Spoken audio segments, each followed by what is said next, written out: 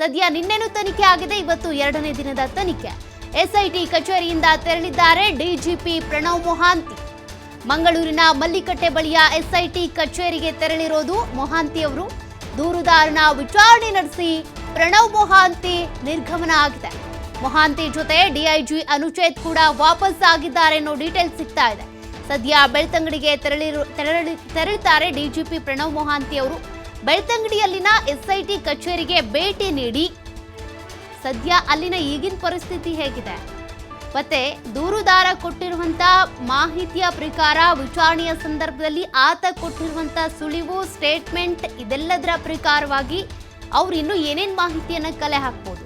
ಸದ್ಯ ಇದಕ್ಕೆ ಸಂಬಂಧಪಟ್ಟಂತೆ ಸಾಕಷ್ಟು ಫೈಲ್ಗಳನ್ನ ಓದಬೇಕಿದೆ. ಸದ್ಯ ಅವ್ರಿಗೆ ಫೈಲ್ಸ್ ಈಗಾಗಲೇ ಕೈ ಸೇರಿದ್ದಾವೆ.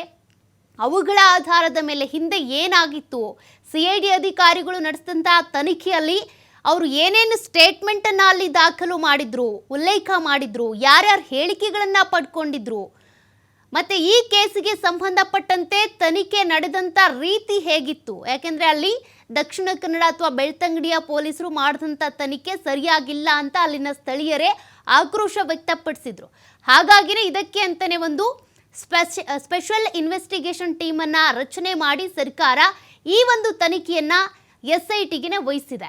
ಹಾಗಾಗಿ ಈ ತನಿಖೆ ಏನಿದೆ ಸಾಕಷ್ಟು ಮಹತ್ವವನ್ನು ಪಡ್ಕೊಳ್ತಾ ಇದೆ, ಸಾಕಷ್ಟು ಕುತೂಹಲವನ್ನು ಕೆರಳಿಸ್ತಾ ಇದೆ.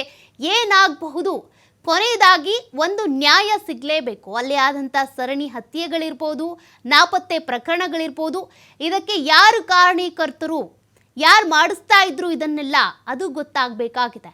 ಅದರ ನಿಟ್ಟಿನಲ್ಲಿ ನಡೀತಾ ಇರುವಂಥ ತನಿಖೆ ಇದು. ಇವತ್ತು ತನಿಖೆಯ ಸಂದರ್ಭದಲ್ಲಿ ಸಾಕಷ್ಟು ಪ್ರಶ್ನೆಗಳನ್ನ ಕೇಳಲಾಗಿದೆ.